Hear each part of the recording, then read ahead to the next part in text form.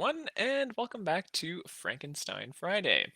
So, last week we read a couple of chapters of Frankenstein, and we were starting to actually have the narrative by Victor Frankenstein himself. And he was detailing some of his personality traits as seen through his childhood and his family situation and stuff like that. So today we're going to read the next two chapters, chapters 3 and 4, in which we will see more of the same. He is getting, in this part of the story, he is getting towards the end of his childhood and into young adulthood. So let's see what he has to say about himself here as we continue with Victor Frankenstein's narrative in chapter number 3. When I had attained the age of 17, my parents resolved that I should become a student at the University of Ingolstadt. I had hitherto attended the schools of Geneva, but my father thought it necessary, for the completion of my education, that I should be made acquainted with other customs than those of my native country. My departure was therefore fixed at an early date, but before the day resolved upon could arrive, the first misfortune of my life occurred, an omen, as it were, of my future misery. Elizabeth had caught the scarlet fever. Her illness was severe, and she was in the greatest danger. During her illness, many arguments had been urged to persuade my mother to refrain from attending upon her. She had, at first, yielded to our entreaties, but when she heard that the life of her favorite was menaced, she could no longer control her anxiety. She attended her sick bed. Her watchful attentions triumphed over the malignity of the distemper. Elizabeth was saved, but the consequences of this imprudence were fatal to her preserver. On the third day, my mother sickened. Her fever was accompanied by the most alarming symptoms, and the looks of her medical attendants prognosticated the worst event. On her deathbed, the fortitude and benignity of this best of women did not desert her. She joined the hands of Elizabeth and myself. "My children," she said, "my firmest hopes of future happiness were placed on the prospect of your union.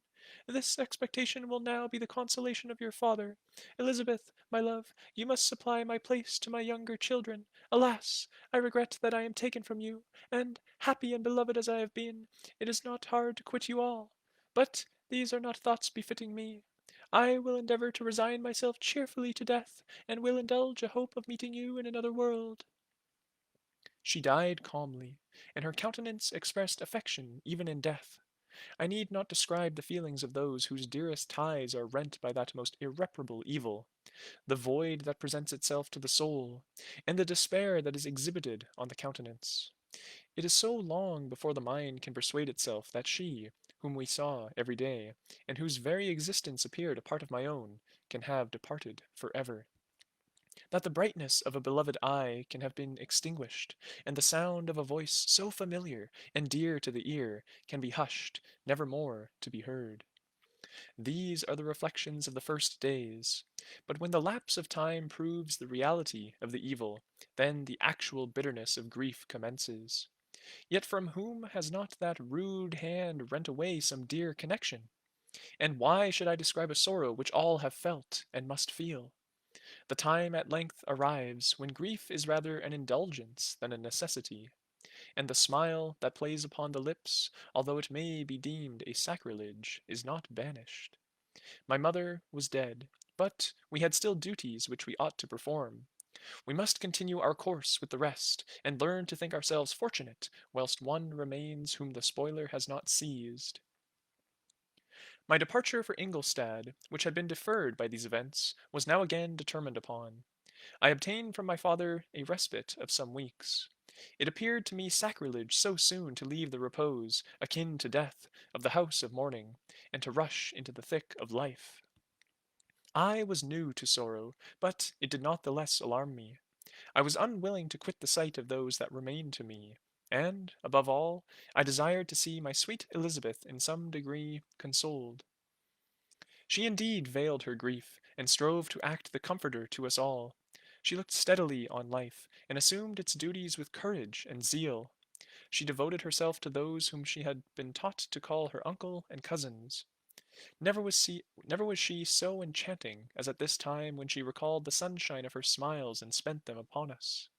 She forgot even her own regret in her endeavors to make us forget. The day of my departure at length arrived. Clerval spent the last evening with us. He had endeavored to persuade his father to permit him to accompany me and to become my fellow student, but in vain. His father was a narrow-minded trader, and saw idleness and ruin in the aspirations and ambition of his son.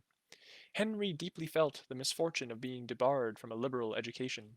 He said little, but when he spoke, I read in his kindling eye and his animated glance a restrained but firm resolve not to be chained to the miserable details of commerce. We sat late. We could not tear ourselves away from each other, nor persuade ourselves to say the word farewell. It was said, and we retired under the pretense of seeking repose, each fancying that the other was deceived. But when at morning's dawn I descended to the carriage which was to convey me away, they were all there. My father again to bless me, Clerval to press my hand once more, my Elizabeth to renew her entreaties that I would write often, and to bestow the last feminine attentions to her playmate and friend. I threw myself into the chaise that was to convey me away, and indulged in the most melancholy reflections. I, who had ever been surrounded by amiable companions, continually engaged in endeavoring to bestow mutual pleasure, I was now alone. In the university, whither I was going, I must form my own friends, and be my own protector. My life had hitherto been remarkably secluded and domestic, and this had given me invincible repugnance to new countenances. I loved my brothers, and Elizabeth, and Clerval. These were old familiar faces, but I believed myself totally unfitted for the company of strangers. Such were my reflections as I commenced my journey. But, as I proceeded, my spirits and hopes rose. I ardently desired the acquisition of knowledge. I had often, when at home, thought it hard to remain during my youth cooped up in one place, and had longed to enter the world, and take my station among other human beings. Now my desires were complied with, and it would, indeed, have been folly to repent. I had sufficient leisure for these and many other reflections during my journey to Ingolstadt, which was long and fatiguing. At length, the high white steeple of the town met my eyes. I alighted, and was conducted to my solitary apartment to spend the evening as I pleased. The next morning I delivered my letters of introduction and paid a visit to some of the principal professors. Chance, or rather the evil influence, the angel of destruction, which asserted omnipotent sway over me from the moment I turned my reluctant steps from my father's door, led me first to M. Krempe, professor of natural philosophy. He was an uncouth man, but deeply imbued in the secrets of his science. He asked me several questions concerning my progress in the different branches of science appertaining to natural philosophy. I replied carelessly, and, partly in contempt, mentioned the names of my alchemists as the principal authors I had studied. The professor stared. "Have you," he said, "really spent your time in studying such nonsense?" I replied in the affirmative. "Every minute," continued M. Krempe, with his warmth. "Every instant that you have wasted on those books is utterly and entirely lost. You have burdened your memory with exploded systems and useless names. Good God! In what desert land have you lived, where no one was kind enough to inform you that these fancies, which you have so greedily imbibed, are 1,000 years old and as musty as they are ancient? I little expected, in this enlightened and scientific age, to find a disciple of Albertus Magnus and Paracelsus. My dear sir, you must begin your studies entirely anew." So saying, he stepped aside, and wrote down a list of several books treating of natural philosophy, which he desired me to procure, and dismissed me, after mentioning that in the beginning of the following week he intended to commence a course of lectures upon natural philosophy in its general relations, and that M. Waldman, fellow professor, would lecture upon chemistry the alternate days that he omitted. I returned home, not disappointed, for I have said that I had long considered those authors useless whom the professor reprobated. But I returned, not at all the more inclined to recur to these studies in any shape. M. Krempe was a squat little man, with a gruff voice and a repulsive countenance. The teacher, therefore, did not prepossess me in favor of his pursuits. In rather a too philosophical and connected a strain, perhaps, I have given an account of the conclusions I had come to concerning them in my early years. As a child, I had not been content with the results promised by the modern professors of natural science. With a confusion of ideas only to be accounted for by my extreme youth and my want of a guide on such matters, I had retrod the steps of knowledge along the paths of time, and exchanged the discoveries of recent inquirers for the dreams of forgotten alchemists. Besides, I had a contempt for the uses of modern natural philosophy. It was very different when the masters of the science sought immortality and power. Such views, although futile, were grand. But now the scene was changed. The ambition of the inquirer seemed to limit itself to the annihilation of those visions on which my interest in science was chiefly founded. I was required to exchange chimeras of boundless grandeur for realities of little worth. Such were my reflections during the first 2 or 3 days of my residence at Ingolstadt, which were chiefly spent in becoming acquainted with the localities and the principal residents in my new abode. But, as the ensuing week commenced, I thought of the information which M. Krempe had given me concerning the lectures, and although I could not consent to go and hear that little conceited fellow deliver sentences out of a pulpit, I recollected what he had said of M. Waldman, whom I had never seen, as he had hitherto been out of town. Partly from curiosity, and partly from idleness, I went into the lecturing room, which M. Waldman entered shortly after. This professor was very unlike his colleague. He appeared about 50 years of age, but with an aspect expressive of the greatest benevolence. A few grey hairs covered his temples, but those at the back of his head were nearly black. His person was short, but remarkably erect, and his voice the sweetest I had ever heard. He began his lecture by a recapitulation of the history of chemistry, and the various improvements made by different men of learning, pronouncing with fervor the names of the most distinguished discoverers. He then took a cursory view of the present state of the science, and explained many of its elementary terms. After having made a few preparatory experiments, he concluded with a panegyric upon modern chemistry, the terms of which I shall never forget. "The ancient teachers of this science," said he, "promised impossibilities and performed nothing. The modern masters promise very little. They know what metals cannot be transmuted, and that the elixir of life is a chimera.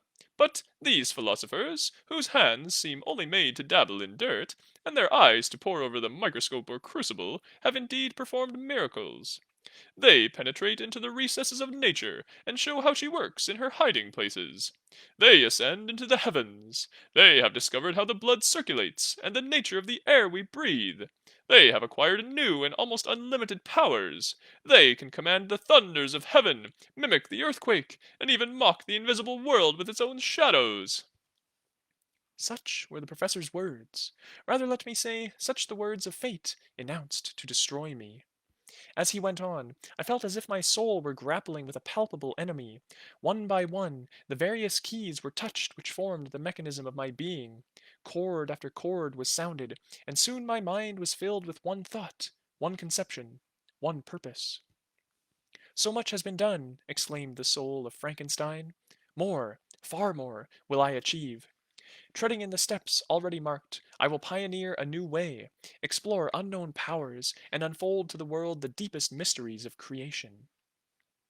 I closed not my eyes that night. My internal being was in a state of insurrection and turmoil. I felt that order would thence arise, but I had no power to produce it. By degrees, after the morning's dawn, sleep came. I awoke, and my yesternight's thoughts were as a dream. There only remained a resolution to return to my ancient studies, and to devote myself to a science for which I believed myself to possess a natural talent. On the same day, I paid M. Waldman a visit.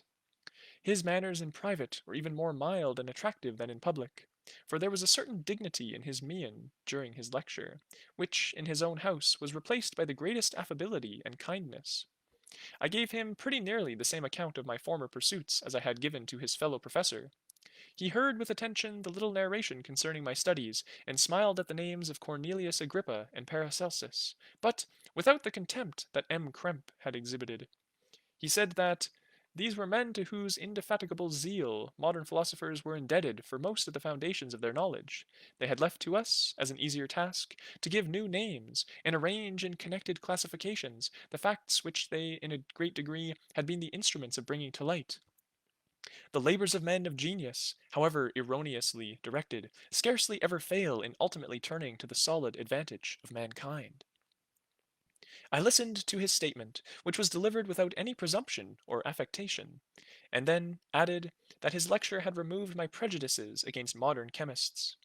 I expressed myself in measured terms, with the modesty and deference due from a youth to his instructor, without letting escape inexperience in life would have made me ashamed any of the enthusiasm which stimulated my intended labors. I requested his advice concerning the books I ought to procure. "I am happy," said M. Waldman, "to have gained a disciple, and if your application equals your ability, I have no doubt of your success. Chemistry is that branch of natural philosophy in which the greatest improvements have been made and may be made. It is on that account that I have made it my peculiar study. But, at the same time, I have not neglected the other branches of science. A man would make but a very sore chemist if he attended to that department of human knowledge alone. If your wish is to become really a man of science, and not merely a petty experimentalist, I should advise you to apply to every branch of natural philosophy, including mathematics." He then took me into his laboratory and explained to me the uses of his various machines, instructing me as to what I ought to procure, and promising me the use of his own when I should have advanced far enough in the science not to derange their mechanism. He also gave me the list of books which I had requested, and I took my leave. Thus ended a day memorable to me. It decided my future destiny. And so concludes chapter number 3. So we see Victor Frankenstein contending with many different ideas. He first encounters M. Kremp, the professor who absolutely despises the fact that he once read the books of these ancient philosophers, uh, Paracelsus and so on. And he mentions that the systems have been exploded. In other words, all the ideas with which they came up with, um, they are no longer relevant. They're false, and they've been proved false, and modern science says so. So that makes Frankenstein kind of bored with the idea of science. He thinks, well, what's the point then if all science is just a bunch of menial discoveries, just basic little truths that you know make the world less exciting. What's the point, right? And he doesn't want anything to do with it. But then he meets M. Waldman, the professor of chemistry, and Waldman basically tells him that yes, these discoveries are small, but they amount to so much because they are discovering these parts of the world we never knew existed in the first place, not geographically, but just systematically, how things work, and uncovering the nature of, how things like the human body work, how we breathe, how the circulatory system goes, and all different kinds of things like that. And coming up with practical explanations for those is just as good as uncovering the sorts of, alchemical nonsense that Frankenstein was previously infatuated with. So then his interest in science is renewed again, and now he's talking to M. Waldman, uh, whom he seems to actually enjoy the company of, and now he is uh, set on a new trajectory in life, and he wants to learn all the sciences, the mathematics, all that good stuff. So let's see where that leads him in chapter number 4. From this day, natural philosophy, and particularly chemistry, in the most comprehensive sense of the term, became nearly my sole occupation. I read with ardor these works, so full of genius and discrimination, which modern inquirers have written on these subjects. I attended the lectures, and cultivated the acquaintance of the men of science of the university, and I found even in M. Kremp a great deal of sound sense and real information, combined, it is true, with a repulsive physiognomy and manners, but not on that account the less valuable. In M. Waldman I found a true friend. His gentleness was never tinged by dogmatism, and his instructions were given with an air of frankness and good nature that banished every idea of pedantry. In a thousand ways he smoothed for me the path of knowledge, and made the most abstruse inquiries clear and facile to my apprehension. My application was at first fluctuating and uncertain. It gained strength as I proceeded, and soon became so ardent and eager that the stars often disappeared in the light of morning, whilst I was yet engaged in my laboratory. As I applied so closely, it may be easily conceived that my progress was rapid. My ardor was indeed the astonishment of the students, and my proficiency that of the masters. Professor Kremp often asked me, with a sly smile, how Cornelius Agrippa went on, whilst M. Waldman expressed the most heartfelt exultation in my progress. 2 years passed in this manner, during which I paid no visit to Geneva, but was engaged, heart and soul, in the pursuit of some discoveries which I hoped to make. None but those who have experienced them can conceive of the enticements of science. In other studies, you go as far as others have gone before you, and there is nothing more to know. But in a scientific pursuit, there is continual food for discovery and wonder. A mind of moderate capacity, which closely pursues one study, must infallibly arrive at great proficiency in that study. And I, who continually sought the attainment of one object of pursuit, and was solely wrapped up in this, improved so rapidly that, at the end of 2 years, I made some discoveries in the improvement of some chemical instruments, which procured me great esteem and admiration at the university. When I had arrived at this point, and had become as well acquainted with the theory and practice of natural philosophy as depended on the lessons of any of the professors at Ingolstadt, my residence there being no longer conducive to my improvement, I thought of returning to my friends and my native town, when an incident happened that protracted my stay. One of the phenomena which had peculiarly attracted my attention was the structure of the human frame, and, indeed, any animal endued with life. Whence, I often asked myself, did the principle of life proceed? It was a bold question, and one which has ever been considered as a mystery. Yet, with how many things are we upon the brink of becoming acquainted, if cowardice or carelessness did not restrain our inquiries? I revolved these circumstances in my mind, and determined thenceforth to apply myself more particularly to those branches of natural philosophy which relate to physiology. Unless I had been animated by an almost supernatural enthusiasm, my application to this study would have been irksome and almost intolerable. To examine the causes of life, we must first have recourse to death. I became acquainted with the science of anatomy, but this was not sufficient. I must also observe the natural decay and corruption of the human body. In my education, my father had taken the greatest precautions that my mind should be impressed with no supernatural horrors.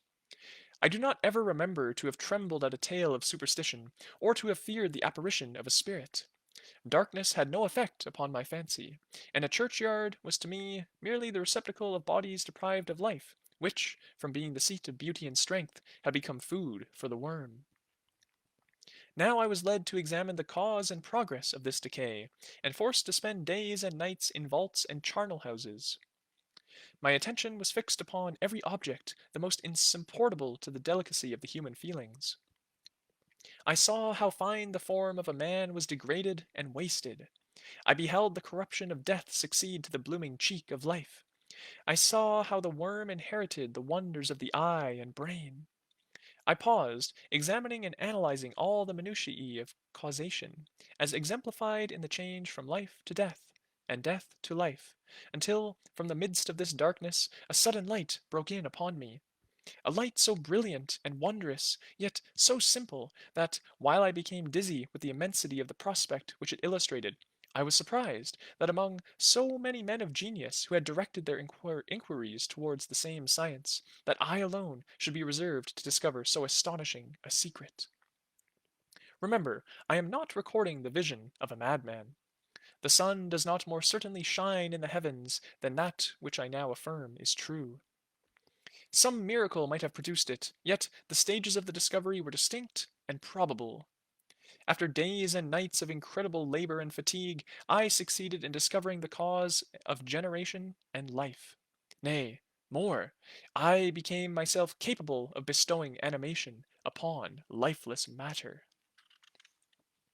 The astonishment which I had at first experienced on this discovery soon gave place to delight and rapture. After so much time spent in painful labor, to arrive at once at the summit of my desires was the most gratifying consummation of my toils. But this discovery was so great and overwhelming that all the steps by which I had been progressively led to it were obliterated, and I beheld only the result. What had been the study and desire of the wisest men since the creation of the world was now within my grasp.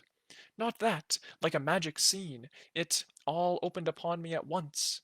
The information I had obtained was of a nature rather to my to direct my endeavors so soon as I should point them towards the object of my search, then to exhibit that object already accomplished. I was like the Arabian who had been buried with the dead and found a passage to life, aided only by one glimmering and seemingly ineffectual light. I see by your eagerness, and the wonder and hope which your eyes express, my friend, that you expect to be informed of the secret with which I am acquainted. That cannot be. Listen patiently until the end of my story, and you will easily perceive why I am reserved upon that subject. I will not lead you on, unguarded and ardent as I then was, to your destruction and infallible misery. Learn from me, if not by my precepts, at least by my example, how dangerous is the acquirement of knowledge, and how much happier that man is who believes his native town to be the world, than he who aspires to become greater than his nature will allow. When I found so astonishing a power placed within my hands, I hesitated a long time concerning the manner in which I should employ it. Although I possessed the capacity of bestowing animation, yet to prepare a frame for the reception of it, with all its intricacies of fibers, muscles, and veins, still remained a work of inconceivable difficulty and labor. I doubted at first whether I should attempt the creation of a being like myself, or one of simpler organization. But my imagination was too much exalted by my first success to permit me to doubt of any ability to give life to an animal as complex and wonderful as man. The materials at present within my command hardly appeared adequate to so arduous an undertaking, but I doubted not that I should ultimately succeed. I prepared for myself a multitude of reverses. My operations might be incessantly baffled, and at last my work be imperfect. Yet, when I considered the improvement which every day takes place in science and mechanics, I was encouraged to hope my present attempts would at least lay the foundations of future success. Nor could I consider the magnitude and complexity of my plan as any argument of its impracticability. It was with these feelings that I began the creation of a human being. As the minuteness of the parts formed a great hindrance to my speed, I resolved, contrary to my first intention, to make the being of a gigantic stature, that is to say, about 8 feet in height, and proportionably large. After having formed this determination, and having spent some months in successfully collecting and arranging my materials, I began. No one can conceive the variety of feelings which bore me onwards, like a hurricane, in the first enthusiasm of success. Life and death appeared to me ideal bounds, which I should first break through, and pour a torrent of light into our dark world. A new species would bless me as its creator and source. Many happy and excellent natures would owe their being to me. No father could claim the gratitude of his child so completely as I should deserve theirs. Pursuing these reflections, I thought that if I could bestow animation upon lifeless matter, I might, in process of time, although I now found it impossible, renew life where death had apparently devoted the body to corruption. These thoughts supported my spirits, while I pursued my undertaking with unremitting ardor. My cheek had grown pale with study, and my person had become emaciated with confinement. Sometimes, on the very brink of certainty, I failed. Yet still I clung to the hope which the next day or the next hour might realize. One secret which I alone possessed was the hope to which I had dedicated myself. And the moon gazed on my midnight labors, while, with unrelaxed and breathless eagerness, I pursued nature to her hiding places. Who shall conceive the horrors of my secret toil as I dabbled among the unhallowed damps of the grave, or tortured the living animal to animate the lifeless clay? My limbs now tremble, and my eyes swim with the remembrance. But then a resistless and almost frantic impulse urged me forward. I seemed to have lost all soul or sensation but for this one pursuit. It was indeed but a passing trance that only made me feel with renewed acuteness so soon as, the unnatural stimulus ceasing to operate, I had returned to my old habits. I collected bones from charnel houses, and disturbed, with profane fingers, the tremendous secrets of the human frame. In a solitary chamber, or rather cell, at the top of the house, and separated from all the other apartments by a gallery and staircase, I kept my workshop of filthy creation. My eyeballs were staring from their sockets in attending to the details of my employment.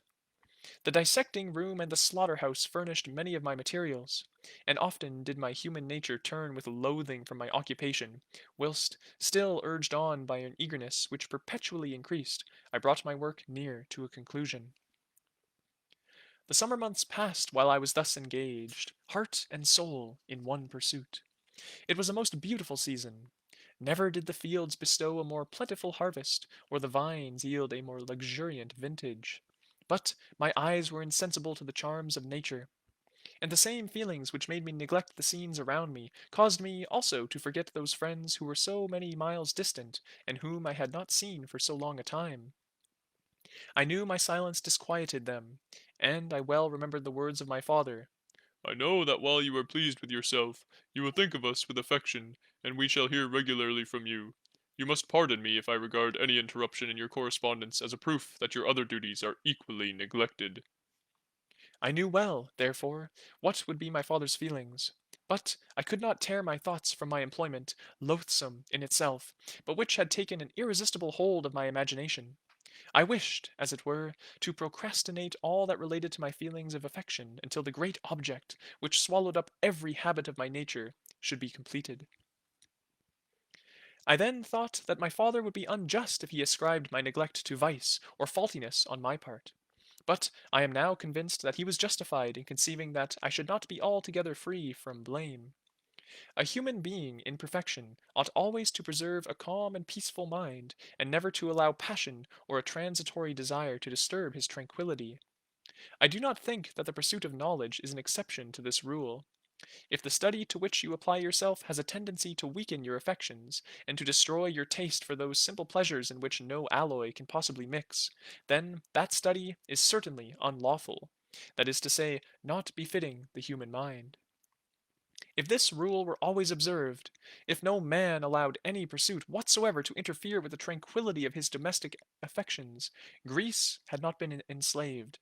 Caesar would have spared his country. America would have been discovered more gradually, and the empires of Mexico and Peru had not been destroyed. But I forget that I am moralizing in the most interesting part of my tale, and your looks remind me to proceed. My father made no reproach in his letters, and only took notice of my silence by inquiring into my occupations more particularly than before.